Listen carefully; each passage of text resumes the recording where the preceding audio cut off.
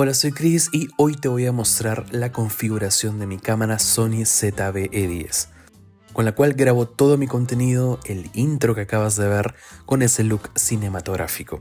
Y sin más, vamos directo al menú para que puedas sacar la cámara de la caja y dejarla lista para grabar y fotografiar. Por cierto, puedes ver mis fotografías y clips en mi Insta, ahí suelo dar consejos de composición, puedes ver resultados y mucho más contenido diario.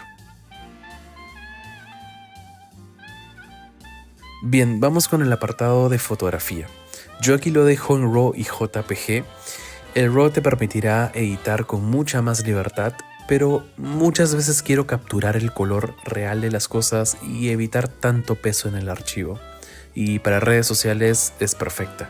En RAW es más para una edición a mucha más profundidad y entregas en alta calidad. En cuanto a la calidad del JPG, yo la dejo en fina, me parece que es más que suficiente. El tamaño de la imagen siempre lo coloco en el máximo, que es de 24 megapíxeles, y en el formato de imagen doy todo el espacio, así que lo dejo en 3:2. En el modo de toma vamos a ir por un modo manual. El modo automático está bien para empezar, pero honestamente, si quieres mejorar, tienes que ya acostumbrarte a todo manual. El modo de manejo lo dejo en captura única. En cuanto al enfoque, Sony siempre ha manejado un enfoque increíble. Yo suelo hacer más fotografía callejera, entonces lo dejo en continuo, pero si estoy haciendo algo mucho más controlado, lo dejo en manual. El ISO es un parámetro muy delicado y el mejor consejo que te puedo dar es que trates de evitar subirlo. Yo nunca lo uso más allá del 100 o 150. Cuando paso eso me empieza a generar ruido en la imagen y trato de evitar eso siempre. El balance de blancos nunca lo dejo en automático. Puedes probar con distintas opciones dependiendo tu ciudad, dependiendo la estación o el espacio. El punto es que se acerque al tono real. En mi caso yo opto por la opción de grados Kelvin y siempre utilizo 4600. Siempre mantengo esa temperatura en todas mis imágenes. Estilos creativos yo no uso ninguno. Alguna vez usé para experimentar, nunca me llamaron la atención y cualquier detalle siempre lo hago en la misma postproducción. Lo que sí utilizo muy seguido son los perfiles de imagen. Habrás oído muchas veces del famoso log. Mira, en palabras sencillas, es como un archivo que te permite tener más control con los contrastes, saturaciones, corrección de color y todo lo que tiene que ver con la colorización. Pero ojo, si tú eres una persona que hace vlogs casuales, no necesitas tanto de esto. Sí, está bueno aprender, pero si te gustan los colores que ya lanza la cámara, no es tan necesario honestamente. Para mí sí lo es, ya que yo busco un look cinematográfico y siempre corrijo colores y experimento por ese lado. Estos perfiles son como casilleros, cada uno puedes configurarlo de distinta manera. Yo no me complico mucho, solo uso un perfil. Al estar desactivado pues tengo los colores que me da la cámara y en el perfil 1 tengo configurado el HLOG3 con el modo de color VT.2020 y este es el perfil que más se acomoda al momento de la corrección de color. Y te muestro las demás pestañas para que pauses el video y los configures tal cual.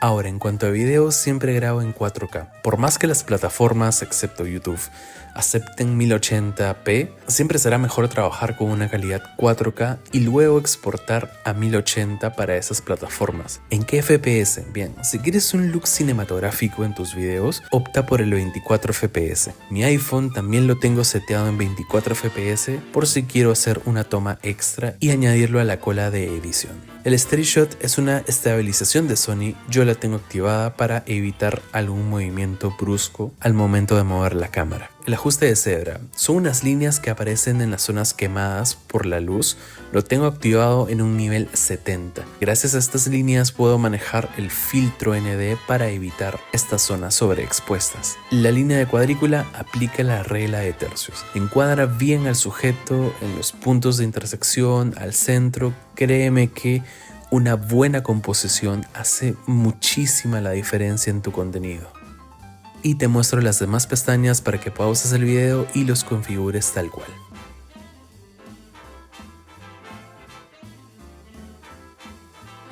También es importante el brillo del monitor, yo lo uso tipo soleado, no me baja tanto la batería. En cuanto a ajuste de visualización, cuando tú usas un perfil HLOG3 por ejemplo, la imagen se va a desaturar. se verá algo gris. Es aquí donde puedes darle la opción a la cámara para que te muestre los colores reales. Yo no lo uso porque para mí, al ver la imagen desaturada, ya es un indicador de que estoy en ese perfil H-Log3. Pero si a ti te parece un poco gris la imagen y quieres ver el color real mientras grabas o una simulación, pues buscas el perfil correcto aquí. Y por último, la opción formatear es importantísima porque cada vez que hagas un backup de tu memoria, pases tus videos o fotos al computador, yo siempre formateo la memoria para que no quede ningún residuo de archivos y demás. Y bien, esta fue una configuración bastante básica express del menú.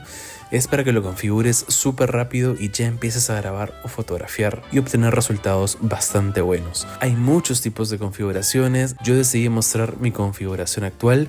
Consejos adicionales: un filtro ND. Es indispensable un filtro ND en tus accesorios. Antes de experimentar con corrección de color y todo este tema, céntrate en controlar la luz, en hacer tomas con un buen contraste, con una buena exposición y sobre todo una buena composición. De nada te va a servir tener una super cámara, grabar en 4K, tener LUTs y demás, si lo principal como el control de la luz o composición está fallando. Y por último, enfócate bien en lo que necesitas. Quizás no necesitas grabar en 4K, quizás te ahorras más espacio solo grabando en 1080 y usar los colores de la cámara, así que analiza qué es lo que quieres conseguir y no dejes de practicar. Vas a fotografiar mal, vas a grabar mal muchas veces, vas a quemar muchas imágenes, pero eso es lo mejor que te puede pasar porque vas a saber solucionar esos problemas después. Déjame en los comentarios qué te pareció y nos vemos la siguiente semana.